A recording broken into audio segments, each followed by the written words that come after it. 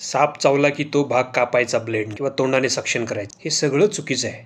खरं सांगतो काय का, सगळ्यात पहिली गोष्ट म्हणजे पेशंटला शांत करा, त्याला धीर द्या आणि पेशंटची हालचाल कमीत कमी करा. जितकी बॉडीची मूवमेंट होणार तेवढ्या वेगाने विष पसरणार. बऱ्याच लोकांना हे माहिती नाही की जखमेच्या वरती पट्टी बांधणे, ब्लेडने कापणे, तोंडाने सक्शन करणे यामुळे ॲक्च्युली पेशंटची स्थिती वर्स होते. तर करेक्ट उपाय काय आहे, तर बाईट झालेल्या भागाला इमोबिलाइज करा.